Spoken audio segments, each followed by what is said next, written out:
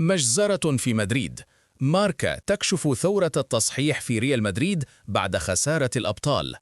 كامافينجا وأسينسيو وروديجر وفران غارسيا وغونزالو على كرسي الانتظار، وكارفاخال وألابا وسيبايوس خارج الحسابات.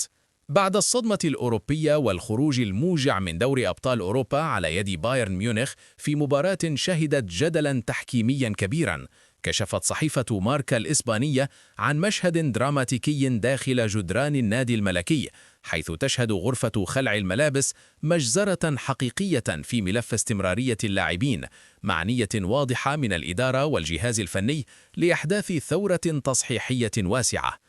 المصادر المقربة من النادي تؤكد أن الأيام القادمة ستشهد تدقيقا حاسما في مستقبل عدد كبير من اللاعبين، بين من سيرحل حتما ومن سيحصل على فرصة أخيرة ومن سيبقى بسبب مكانته الرمزية.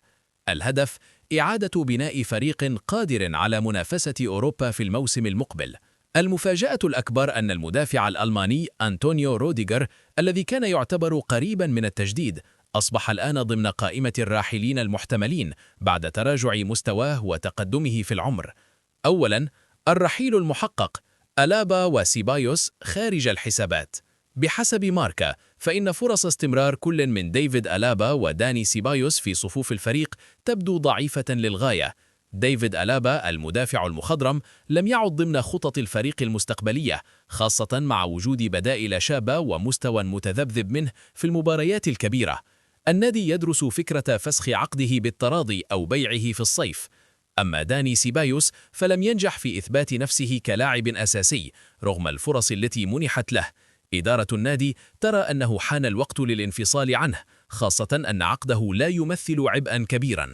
ثانيا، الخماسي المرشح للمغادرة: كامافينجا وراؤول أسينسيو وروديجر وفران غارسيا وغونزالو. إدواردو كامافينجا. المفاجأة الأكبر في تقرير ماركا هي أن إدواردو كامافينجا الذي كان يعتبر مستقبل خط وسط الريال أصبح مرشحا قويا للمغادرة. كامافينجا الذي تسبب طرده في مباراة بايرن في خروج الريال المأساوي دفع الثمن غاليا. المصادر تؤكد أن الإدارة فقدت الثقة في انضباطه التكتيكي، خاصة بعد تصرفه الطفولي الذي قلب المباراة رأسا على عقب. النادي ينتظر عروضا جيدة للاستغناء عنه في الصيف. راؤول أسينسيو المدافع الشاب لم يعد ضمن الخطط أيضا، رغم أنه كان يعتبر أحد المواهب الواعدة في مركز قلب الدفاع، إلا أنه لم ينجح في إقناع الجهاز الفني بمستواه، خاصة في المباريات التي شارك فيها هذا الموسم. المصادر تؤكد أن النادي قد يوافق على إعارته أو بيعه مع بند إعادة الشراء. أنطونيو روديغر المفاجأة. في تطور مفاجئ، كشفت صحيفة ماركا أن أنطونيو روديغر الذي كان يعتبر قريبا من تمديد عقده أصبح الآن ضمن قائمة الراحلين المحتملين.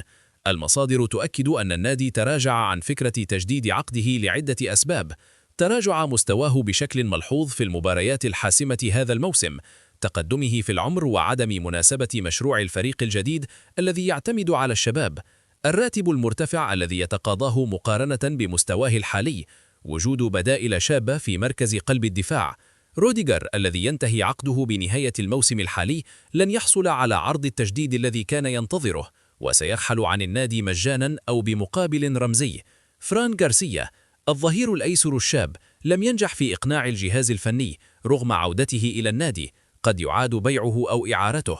غونزالو غارسيا المهاجم الشاب لم يحصل على فرصته الحقيقية، ويبدو أن مستقبله سيكون بعيدا عن البرنابيو، سواء على سبيل الإعارة أو البيع النهائي. كارفاخال رمز النادي: داني كارفاخال أسطورة النادي وقائد الفريق، يمثل حالة خاصة جدا.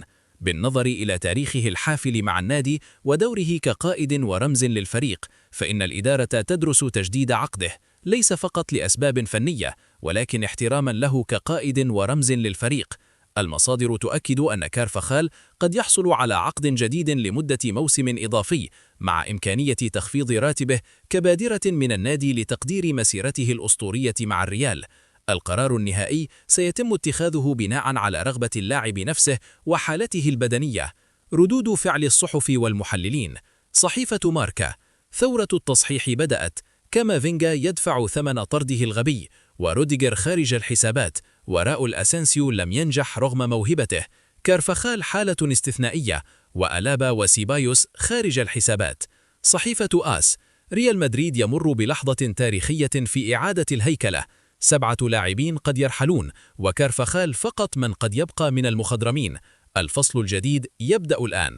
برنامج إل شيرينغيتو: كامافينجا ارتكب خطأ لا يغتفر، طرده كلف الريال التأهل، وروديجر لم يعد شابا، وراؤول أسينسيو لم يقنع. النادي لا يغفر مثل هذه الأخطاء، رحيلهم بات وشيكا. الخلاصة النهائية: ريال مدريد يمر بثورة تصحيحية حقيقية بعد الخروج المخيب من دوري أبطال أوروبا. ألابا وسيبايوس رحيلهما محقق بنسبة كبيرة جدا. كامافينجا وراؤول أسينسيو وروديجر وفران غارسيا وغونزالو على كرسي الانتظار للمغادرة.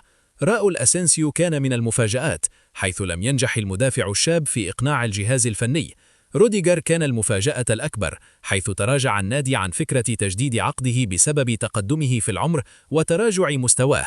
كارفخال حالة خاصة جدا، وقد يجدد عقده احتراما لمسيرته كقائد ورمز.